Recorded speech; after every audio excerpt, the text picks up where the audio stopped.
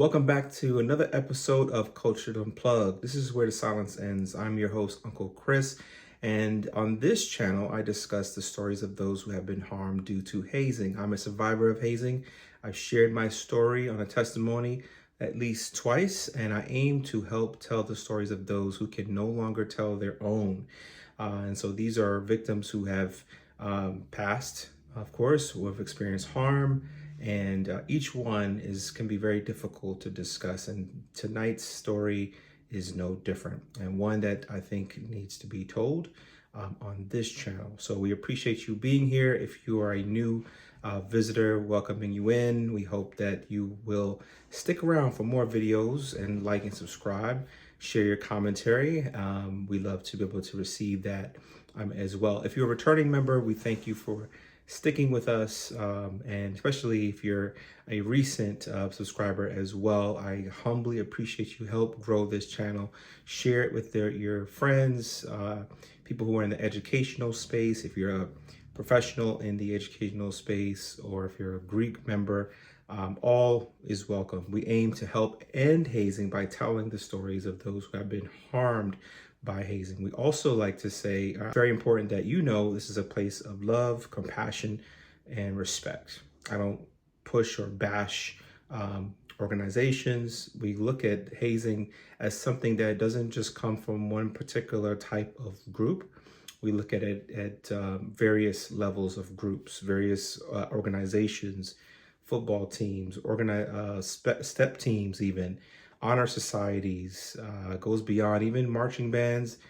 That doesn't just happen in Greek letter organizations or Black Greek letter organizations or white Greek letter organizations. We understand that hazing can happen anywhere. So this opportunity for me to tell these stories is for us to identify ways that we can take action, be able to reflect, place of refuge, play out what we can do as a community to not only remember the victim, if we're talking about someone who's passed, but we help encourage to take action as a coalition together in our community. So I hope that this message to those who may be the family or the friend of Bradley Doyley, if I get something wrong or you feel like there was something missed, whatever, do understand my deepest apology. I want to make sure that I give every story its accuracy based on what I know of what was reported. Okay.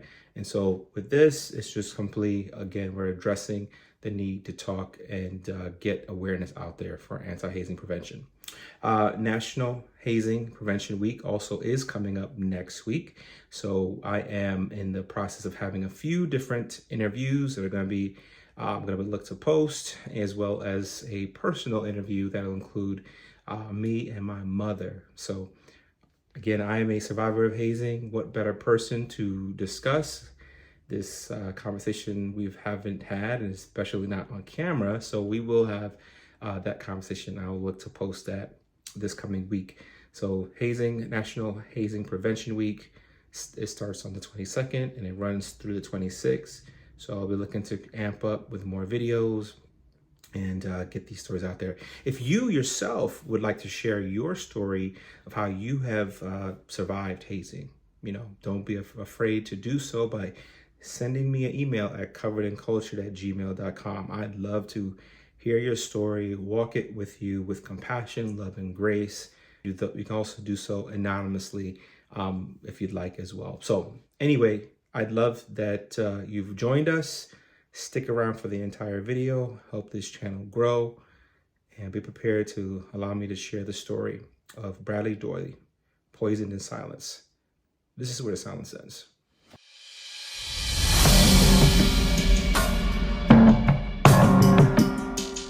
Okay, let's get started. So this video does discuss hazing and a student death. So viewer discretion is advised. All respect to the Doyley family. We aim to tell this story with grace and love. So please feel free to leave your comments at the end of the video after you've watched. Share it with us. We appreciate that. He walked into what was supposed to be a night of bonding with his fraternity brothers, but by morning, Bradley Doyley was fighting for his life. They drank what he said was water, but that water, according to his family, was tainted. A toxic mix that turned a pledge event into a death sentence. Bradley was only 21 years old, a son, a basketball player, a student with big dreams, and yet his story ends not with graduation, but with a funeral. So how did this all happen? Well, and why do we keep losing young men to rituals that are supposed to build brotherhood? Of course, as you know, I'm Chris, and this is Culture Unplugged. This is where silence ends. So Bradley Doyley was a senior at Buffalo State College, or SUNY Buffalo State, majoring in business and thriving both on and off the court. So he plays basketball. He's a talented basketball player, in fact. Someone who actually loved the game just as much and wanted to really build a better life for himself. He loved making people laugh. His friends describe him as loyal, determined young man, and he really was focusing on the next part of his life. So he had dreams of graduating, start a career, and giving back to his community like so many students on campus, but that belief unfortunately cost him his life. In February 2016, Bradley attended an off-campus gathering connected to pledging Alpha Phi Alpha Fraternity Incorporated. According to the reports, he was forced to ingest water. Some say it was mixed with vinegar, hot sauce, or possibly other unknown substances, allegedly. But that night, Bradley began to feel sick. His body just couldn't handle what he'd been given, and within hours, his condition worsened. By the time he was rushed at Buffalo General Medical Center, it was too late. So think about that. A simple act of just proving yourself, turning into this deadly, essentially, cocktail. Now, you might be wondering, why would someone be given something like this? Well, the process of trying to join certain organizations, whether it be white, Greek, doesn't matter, it's always going to be some level of a challenge that the ones who are members of that organization are going to try to administer to you to see what you can and what you won't essentially accept in order to be a part of that organization. We already know that these are certain tactics that have been used by organizations or any type of groups when it comes to a process of initiation. Not always, right? Because we know this is illegal in most cases, but in all cases, I should say. But understanding the reasons why it happens, again, is to try to, see what you can and won't accept, what you're willing to test the limits of your strength or your ability to accept. So in this instance, I can reflect on my particular experience where I was given a multitude of various things that were concocted in like a bowl, strange, whatever, flour mixed with dust, mixed with something unnatural, very dissatisfying, disgusting, different things that you just don't know what's mixed in. You don't know what's being put in there. So from what I can tell you, there's this element of how far are you willing to go? What are you willing to do to be a part of this organization? So he was given this cocktail that it was essentially deadly. Whatever they put in, that part is, from what I can see, is unknown, caused him to get very, very sick. Okay, so let's get more into the story with Bradley. So we talk more about as if hazing is just pranks or the jokes, but this is a chemical poisoning, and this is criminal. Bradley's final hours were spent in pain, fighting to breathe, fighting to stay alive. His family received the call that no parent, and I mean no parent, should ever have to get. But by the time that they arrived, he was gone. It wasn't an accident. It wasn't just bad luck. It was a choice by the people who believed that this was essentially this acceptable norm, and it wasn't. It was unacceptable, and it's not a part of brotherhood. So let me get into here the night actually of the incident. So the description of the underground pledging process at Buffalo State, there are witness accounts that what happened during the actual event. Several pledges and witnesses later described a highly secretive and intense initiation process. So on the night of the incident, Bradley and other pledges were reportedly had gathered in this private off-campus location where they were subjected to a series of physical endurance tests and humiliating challenges. Now, this has always been known. I've shared this on various stories. The process in which, again, to join organizations that, or say chapters that allow hazing to happen, especially including the experience that I had, is to go as to have you or put you through the most severe tests. That can mean being beaten brutally, that could mean a severe amount of exercises, putting you through the exhaustion, being paddled, punched, kicked, spit on. These are common themes from what I've constantly read. When it comes to Black Greek organizations, it tends to be a little bit more physical. If we're comparing between white and Greek organizations or different organizations, in this particular chapter, we're talking about Alpha Phi Alpha and what Bradley Doyley experienced. It looks like, from what I'm reading, that there's just been an enormous amount of physical harm that happened to him. Okay, but he was put through these endurance tests and made to accept these humiliating challenges.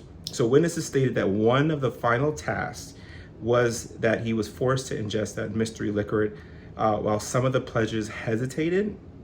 So I'm trying to understand what happened with the other ones, because the other, typically when you're in a line, you're in a line of other pledges who are looking to be a part of that organization.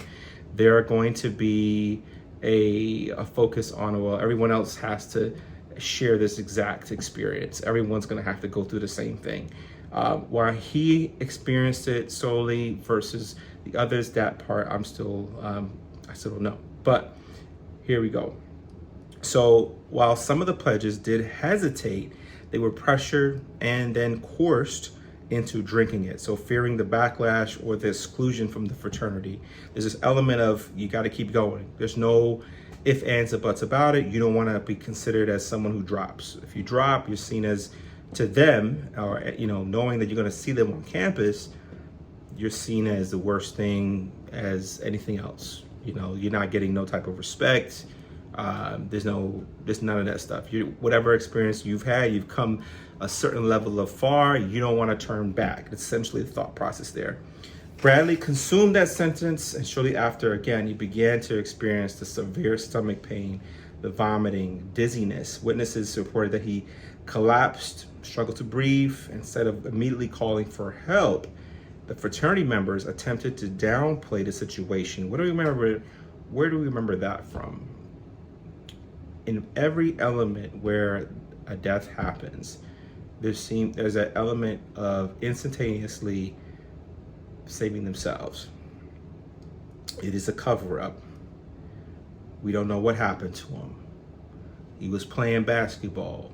He was doing this, he was doing that. He fell down, he hurt himself, and this was it. This is the problem and the common theme that we've got to address, because this could be, if you're a parent and you're watching this could be your child. Does it make it right? If you or yourself, you have a sibling, you have a friend of yours who is a young person going to college right now, if you are attempting to join an organization, Alpha Phi Alpha, or any organization where hazing occurs, I'm not saying that, again, these national Greek local organizations allow for hazing. I'm simply saying that understanding where your surroundings are, understanding that there are certain chapters of organizations that do allow it. Look at the signs. Would this be something you'd want to put yourself through? Would it be okay for yourself? Think about that. It's not a rhetorical question. It's just something to really identify and understand what type of outcome you're looking for. So the aftermath of his situation, of Bradley Doyley's, was his condition worsened. He experienced organ failure, and then he had to have emergency surgery. So as Bradley Doyley's condition rapidly deteriorated, he was left in extreme distress for hours before anyone sought medical attention for him. His organs began shutting down, and by the time he was taken to the hospital, the damage, it was irreversible. It was nothing else that they could do for him. Doctors at the hospital struggled to identify the exact substance that he had ingested, making treatment even more difficult. So despite undergoing the emergency surgery, someone could have saved this young man. Someone could have stepped in and said, you know something, we got carried away, right? Members of these Greek organizations, are you hearing me? Someone could have said, we got carried away. This is what happened. I'm more concerned not about whether or not I, am complicit in what happened to him, but making sure that I can help save his life. Something should have been said to have properly prepared him to save his life. Let me keep going. So despite the undergoing emergency surgery, his body could not recover from the toxic effects. And unfortunately, he tragically passed away. So many missteps here. Had to go through the emergency surgery, unknown to what exactly happened. There was nothing else that they could do. So lack of the immediate medical help, the fraternity's failure to act. It was later revealed that fraternity members failed to even call 911. Come on, people. Come on. Failed to call 911 immediately. I don't care what type of organization you're doing. I don't care what type of pledge process you're looking for, but you better know the kind of people that you are pledging along with. Meaning, ask yourself, if something were to happen, most people say, well, nothing's gonna happen. We might get a little carried away, whatever's gonna happen, whatever, it's just gonna be it's gonna go fast, as quick as it started, it'll be over. It's only a couple of weeks, only a few weeks. If something were to happen, somebody gets carried away, right? Think about it. Are they going to look out for you? Are they going to call 911, make sure you get the help that you need? There's consequences in that. So think about that. So they failed to call 911 immediately. And of course, we understand why. Out of fear. They weren't afraid when they were administering the cocktail that killed him. They weren't afraid to hide when it came down to seeing that, they provide any kind of torture experience, simulate what hell experience would feel like. Nothing was afraid, nothing about any of those steps. But it's when now he is medically having an issue, medical distress, and now he's unconscious, having any kind of health emergency. Now it's everyone wants to hide and make a cover up. Fear plays in at those last minutes. That's a problem. So fear of the consequences, fear that they might be expelled. So their inaction played a crucial role in delaying the potentially life-saving treatment that could have saved Bradley Doyley's life. His final moments, family and hospital reports. He had family by his side. Bradley Doyley's family had rushed to the hospital after being notified. And I can't imagine the horror that his family, parents, anyone, friends involved would have had to really reflect and think about at that moment in time. Excuse me. So his family rushed to the hospital being notified, only to be met with the devastating news. His mother later spoke about the pain of watching her son suffer from something so preventable. That part's hard because I think about how my mother had to rush from, I don't really want to tell it all because I'll be telling really where everything happened, but she had to rush from where she was at home. It took her about 3 hours, maybe 2 hours or so to get to me from at the hospital where I was, and not having any idea what my actual situation was. That's incredibly hard for a parent, no matter the distance, because time just feels like it's long when you're worried about a family member that's in emergency distress and you don't know what the outcome looks like. But then you come to find out as a parent, you say, well, my child was going to school for an education, to get this degree, to do well, to come out and make something of themselves. But something in that process, my son, my daughter decided, okay, they want to join an organizational group. Okay, that's fine. This group is supposed to help and keep them safe. So who is responsible here for this? Because now I'm pissed off. As a parent, I am hurt. I am pissed off. Something could have been done. And I want to know what happened to my son. I want to know what happened to my daughter. Why is it that my son or daughter is no longer alive? So let's get to that, okay? So his mother later spoke about that pain watching her son suffer from something so preventable. His death had sent shockwaves throughout the whole Buffalo State community. It ignited the calls for a deeper investigation into the reoccurring underground hazing rituals. Campus response here. Buffalo State's reaction, and sometimes we can say when it comes down to it, even in my situation, the school is going to look for ways that they're not going to want to be involved. They don't want to have any responsibility. They're going to look at it like either it was an off-campus event, any way to avoid liability. So the campus response in this case, following Bradley's death, Buffalo State College, SUNY Buffalo State, immediately distanced itself. No surprise. From the fraternity, completely leaving it, hey, no, they're to blame.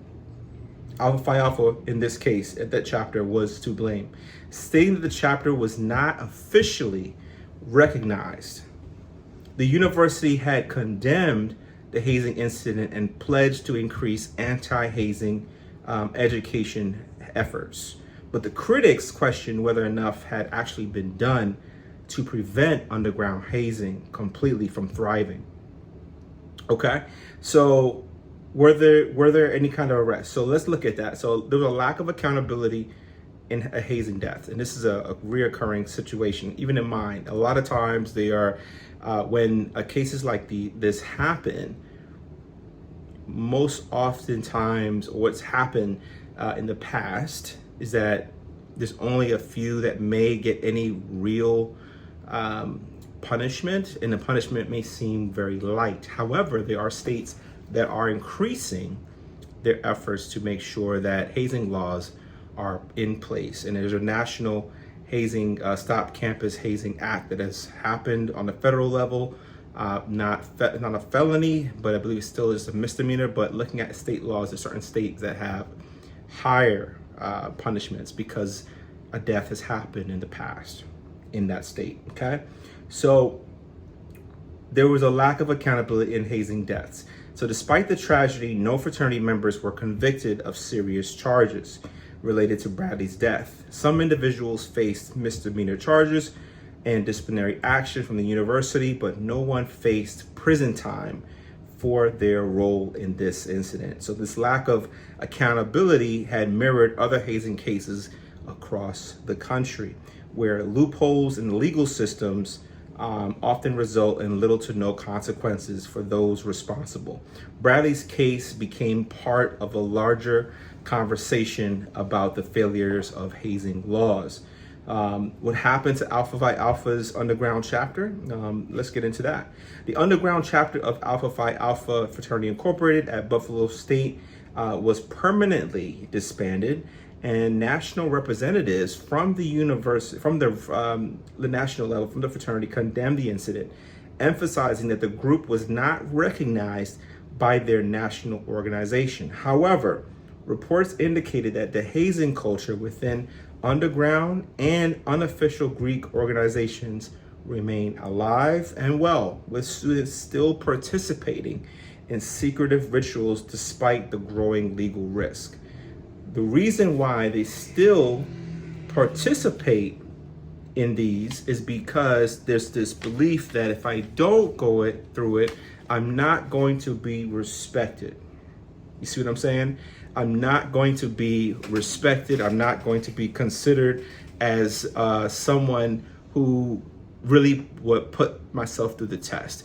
And as I've had someone who's a part of a Greek-led organization on my channel share with me live that his belief is that we know the people who are considered paper. These are people who are just members, but they didn't go through a harmful process. There's a difference, and those are the ones that we treat a certain way. If you're a member of any organization, putting someone through a physical harm, verbal abuse is not the way, and should be respected no matter what. There has to be another way. Bradley's death here highlights a darker side of hazing.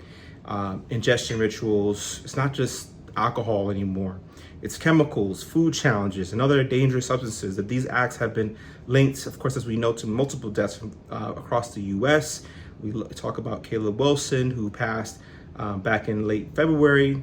We talked about cases around Adam Oakes, others as well who have been silenced, including, I believe, a few related to Kristen Hyde, Kenitha Safir. There's so many. I mean, I can go, really, list goes on.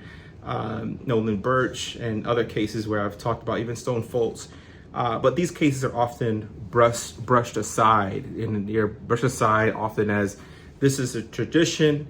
And what does this tradition justify as far as risking a young man's life? How many more have to die before we say and we decide that enough is enough? Parents, I have to ask you this.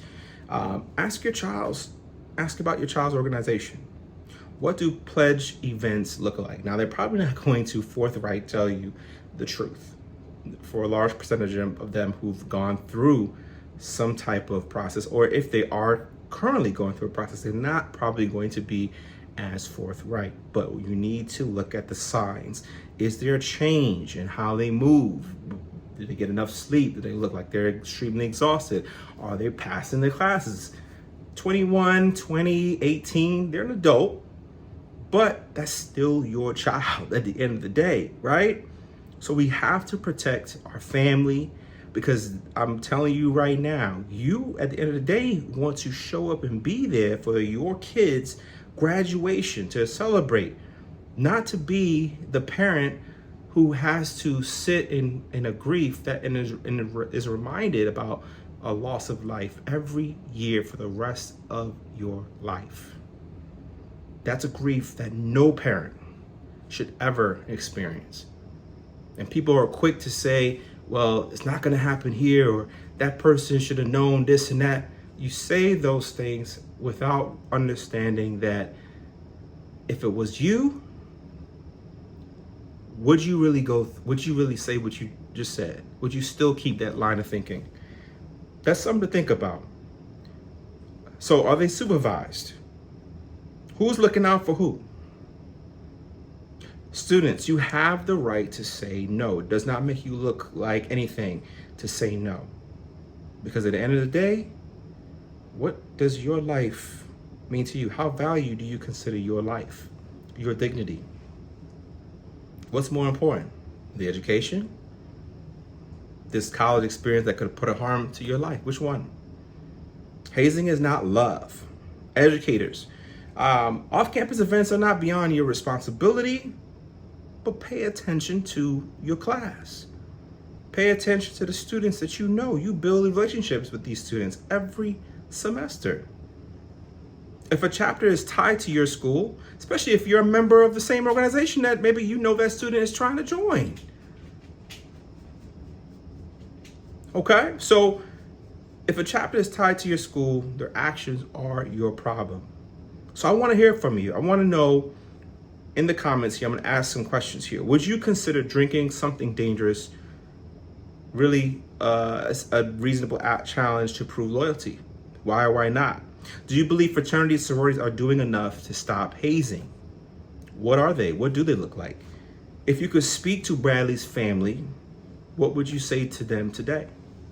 So your comments really could help spark the conversation to save someone else's life. Bradley Doyley's life mattered. He deserved better.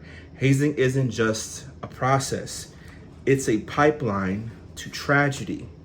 So if you believe that these stories need to be heard, subscribe, share, and join me here on Culture Unplugged every week, where we aim to tell these stories that the schools and organizations would rather bury. Because this is where the silence ends. My love and light and respect to the family of Bradley Doyley and the countless victims who have suffered. If you would like to share your story, I encourage you to do so. Please send me your story at coveredinculture@gmail.com. I'll even read it for you if you like. And we'll aim to tell those stories with love and grace. As always, keep it locked in with me for next week for National Hazing Prevention Week. We look to have some guests on the show to tell their side of the story and what they believe as far as legal action that will be taken, as well as trainings around anti-hazing. So I look to tell more stories with you. I hope you have a wonderful, wonderful weekend. Good night.